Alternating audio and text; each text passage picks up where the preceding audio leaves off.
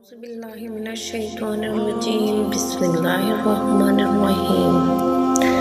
تمام تعریفیں اللہ ہی کے لیے ہیں، وہی نیک لوگوں کا ولی ہے۔ میں گواہی دیتی ہوں کہ اللہ کے سوا کوئی بھی معبود برحق نہیں، وہ یکتا ہے، اس کا کوئی شریک نہیں۔ اور میں یہ بھی گواہی دیتی ہوں کہ محمد صلی اللہ علیہ وآلہ وسلم اللہ کے بندے اور رسول ہیں۔ یا اللہ ان پر اور ان کی آل پر اور تمام صحابہ کرام پر رحمتیں اور برکتیں نازل فرما۔ السلام علیکم ورحمۃ اللہ وبرکاتہ۔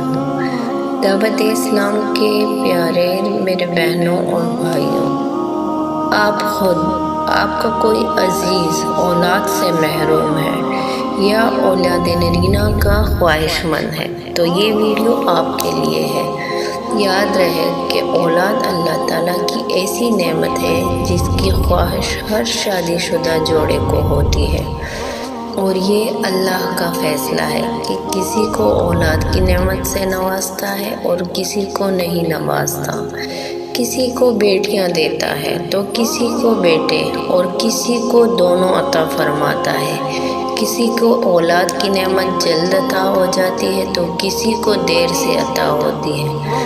البتہ جن شادی شدہ جوڑوں کی اولاد نہیں ہے ان کو مایوس نہیں ہونا چاہیے، بلکہ انہیں اللہ کی ذات سے مانگتے رہنا چاہیے، کیونکہ اللہ مانگنے والوں کو مایوس نہیں فرماتا۔ اور یہ بھی یاد رہے کہ دعا میں ایسی طاقت ہے کہ دعا تقدیر کے لکھے کو بھی بدل دیتی ہے۔ جیسا کہ حضرت موسیٰ علیہ السلام کے دور کا قصہ مشہور ہے کہ ایک عورت نے موسیٰ علیہ السلام کے ذریعے اپنے بارے میں پوچھا کہ میرے نصیب میں اولاد ہے یا نہیں، تو اللہ تعالیٰ نے فرمایا کہ اس عورت کے نصیب میں اولاد نہیں، اس کو بولو صبر کرے۔ لیکن بعد میں اس عورت کے ہاں اولاد ہوئی تو حضرت موسیٰ علیہ السلام نے رب العزت سے دوبارہ عرض کیا کہ یا اللہ، اس عورت کے نصیب میں تو اولاد نہ تھی، پھر کیا ماجرا ہوا کہ اس کو اولاد ہو گئی؟ تو پھر اللہ تعالیٰ نے ایک شرط رکھی جو فقیر کے حوالے سے ہے اور کافی لمبا قصہ ہے، لیکن اللہ تعالیٰ نے یہی بتایا کہ ایک فقیر کو دعا میں رد نہیں کر سکا، اور اس کی دعا کی وجہ سے میں نے اس عورت کے نصیب کو بدل ڈالا اور اس کو اولاد عطا فرما دی۔ میرے بہنوں اور بھائیوں، یہ سب کہنے کا مقصد یہ ہے کہ اللہ سے جو کوئی مانگتا رہتا ہے اللہ تعالیٰ اس کو ضرور عطا فرماتا ہے۔ اور آج جو عمل میں آپ کے لیے لائی ہوں، یہ عمل بہت ہی لاجواب اور پاورفل ہے۔ یہ عمل 2 تسبیح کا عمل ہے۔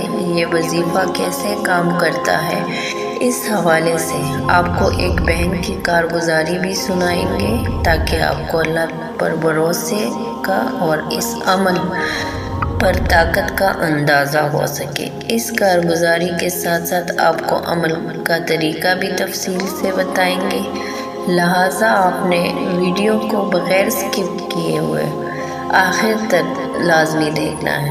بہنوں اور بھائیوں، اس سے پہلے ہم آپ کو آج کا عمل بتائیں، اس سے پہلے ہماری ایک بہن کی کارگزاری سن لیجیے جو اسی عمل سے جڑی ہے۔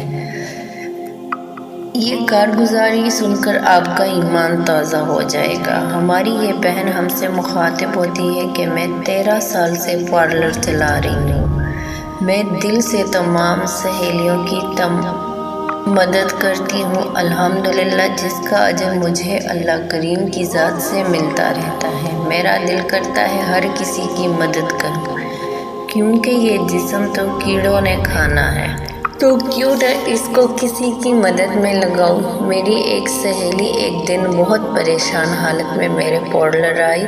اس کی زندگی جہنم بنی ہوئی تھی۔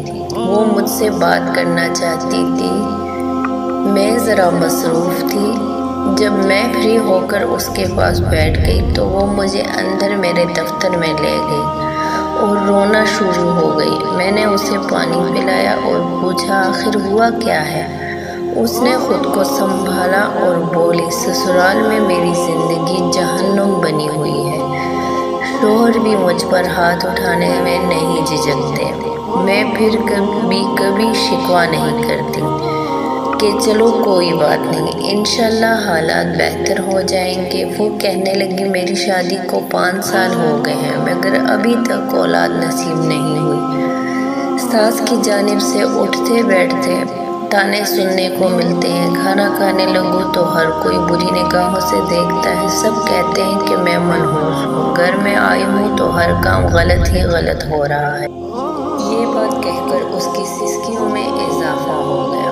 وہ مسلسل روتی جا رہی تھی اور میں بھی سر پکڑ کر بیٹھ گئی۔ اس نے کہا میں کہاں جاؤں، کس سے فریاد کروں؟ میں نے اس سے کہا اس سے فریاد کرو جو آسمان اور زمین کا پیدا کرنے والا ہے۔ میں نے اس کو سورہ شعراء کی آیات 49 پڑھ کر سنائی جس میں اللہ فرماتا ہے آسمان اور زمین کی بادشاہی اللہ ہی کی ہے، وہ پیدا کرتا ہے جو چاہتا ہے، جسے چاہتا ہے بیٹیاں عطا کرتا ہے اور جسے چاہتا ہے بیٹے عطا کرتا ہے۔ میں نے اس کو تسلی دی اور حوصلہ دیا اور کہا میں تمہیں ایک عمل بتاتی ہوں، وہ کرو، دیکھو تمہارا کام کیسے بنتا ہے۔ 2 تسبیح سورہ اخلاص کی بسم اللہ الرحمن الرحیم کے ساتھ پڑھ کر حضرت ابراہیم علیہ السلام اور حضرت زکریا علیہ السلام کو ہدیہ کر دو، دیکھنا پھر اللہ تعالیٰ تمہاری مدد کیسے فرماتا ہے۔ اس نے کہا یہ زندگی کا ایک ایسا معجزہ ہے جو میں نے خود اپنی آنکھوں سے دیکھا۔ میری اس سہیلی نے اس عمل کو جاری رکھا۔ 1 سال بعد اللہ نے اس کو جڑواں بیٹے عطا کر دیے۔ پھر 1 سال بعد اللہ نے اس کو مزید جڑواں بیٹے عطا کر دیے۔ ابھی کچھ دن پہلے میں اس کی مجھ سے ملاقات ہوئی تو الحمدللہ 4 سالوں میں اسے اللہ نے 6 بیٹے عطا کر دیے۔ میری سہیلی ابھی بہت خوش ہے۔ اس نے بتایا کہ آپ کے اس عمل نے 4 سالوں میں مجھے 6 بچوں کی ماں بنا ڈالا اور الحمدللہ میں نے آج تک اس عمل کو نہیں چھوڑا۔ اس عمل سے مالی حالات کافی بہتر ہو گئے۔ اپنے لیے الگ سے مکان بنایا جس میں وہ ہنسی خوشی زندگی بسر کر رہی ہے۔ پیاری بہنوں اور بھائیوں، آپ نے ملاحظہ فرمایا کہ اس عمل کی کیسی طاقت ہے اور یہ کتنا لاجواب عمل ہے۔ اور یاد رہے کہ یہ عمل اولاد نرینہ کے لیے ہے، اس لیے جو لوگ اولاد نرینہ کے خواہش مند ہیں وہ بھی اس عمل کو لازمی کریں۔ عمل کا طریقہ تفصیلی سن لیجیے۔ آپ نے یہ عمل درود پاک کے ساتھ شروع کرنا ہے، تاک تعداد میں درود شریف پڑھیں اور اس کے بعد آپ نے 2 تسبیح 100 دانوں والی پر 2 یعنی 200 مرتبہ سورہ اخلاص پڑھنی ہے اور ہر بار بسم اللہ کے ساتھ پڑھنی ہے اور آخر میں پھر آپ نے تاک تعداد میں درود پاک پڑھ کر اس عمل کا ثواب حضرت ابراہیم علیہ السلام اور حضرت زکریا علیہ السلام کو ہدیہ کر دینا ہے اور اس کے بعد اللہ رب العزت سے دعا کرنی ہے، اپنے لیے اولاد نرینہ کا سوال کرنا ہے۔ انشاءاللہ اللہ آپ کو اپنے خزانوں سے اولاد نرینہ عطا فرمائے گا۔